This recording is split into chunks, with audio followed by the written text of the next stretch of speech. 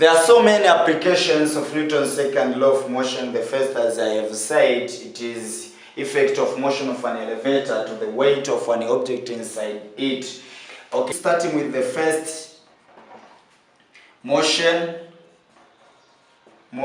of an elevator with apparent weight of a body inside it. The weight of an object or a body inside an elevator, either ascending or descending, changes according to Newton's second law of motion. Okay, let us consider the apparent weight of an object inside the lift when the lift is ascending with uniform acceleration. Case one, when the elevator is ascending with uniform acceleration A. Now, how we can obtain the apparent weight of an object inside an elevator when it is ascending with uniform acceleration A? Ascending means moving upwards, going up with uniform acceleration A. We have to sketch the free body diagram. Okay, free body, consider if this is a sketch for an elevator and somebody is inside it, somebody is inside an elevator. Now, in this case, an elevator is moving upward. An elevator is ascending with an acceleration A. When we sketch the free body diagram, for the body inside this lift, it looks like the force is acting on this body. There are two forces. The first one, it's weight, which is acting vertically downward. It's weight acting vertically downward. The weight of the body, which is mg. Where m is mass of the body, mass of the body. Weight mg and the apparent weight r, which is the reaction r, the apparent weight r. Since the direction of an elevator is vertically upward, so r seems to be greater than mg. If r greater than mg, implies that the equilibrium force is vertically upward. Okay, we say that from Newton's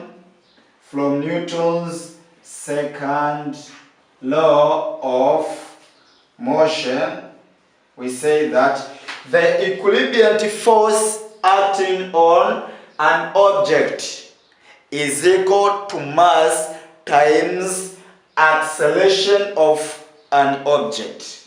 The equilibrium force, the net force acting on an object is equal to mass of a body times the acceleration A. However, the equilibrium force on this body, it is taken by r, then plus negative mg, now equals to mass times acceleration. Why we assign negative weight? Because the weight, this is the force which opposes the motion. Our motion direction is vertically upward. So weight mg it opposes the motion. Okay, if we are interested to obtain the apparent weight R, the apparent weight R of a body inside an elevator or a lift, we make R the subject, and this question becomes R equals to mass times acceleration, then plus m times g. If we give out mass, the equation becomes R equals to m, then the acceleration of an elevator plus g. So acceleration of an elevator is the same as acceleration of a body because it is the same reference frame. Okay. How can we conclude about this expression? A man or anybody inside an elevator ascending experiences more weight than before. The weight of this object inside an ascending elevator is more bigger. Okay, case 2. The second case is apparent weight when an elevator is descending with uniform acceleration A. With the uniform acceleration A.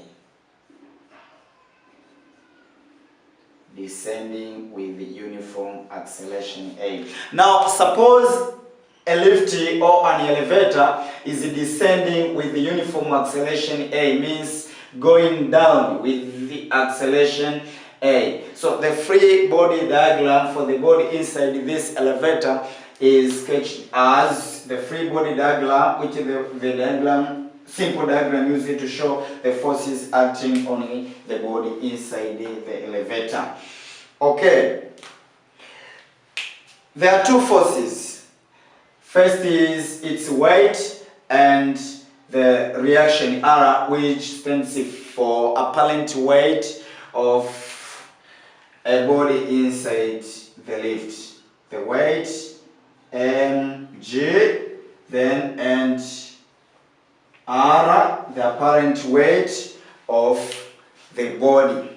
Since the elevator is descending, means going down with acceleration A, so mg must be greater than R. The force mg must be greater than R. And from Newton's second law of motion, we say that the net force, the equilibrium force acting on this object is equal to mass times acceleration A. So the net force, summation of all forces acting on the body is equal to mass times acceleration A, where m is the mass of an object. M is the mass of an object inside the elevator. So the net force here will be mg, then plus negative R, since R opposes the direction of the motion, equals to m times A. Okay, making R the subject, because if we are interested to obtain the expression of apparent weight R of the body inside the lift, we make R the subject, and this implies that R equals to mg minus mass times acceleration A, ma. Therefore, the apparent weight of the body inside an elevator when the elevator descending with the uniform acceleration A is given by m, then g minus A. mg minus A. Now, What can we conclude about here? When the elevator descending, the body inside the elevator or the lift experiences more lighter than its real weight.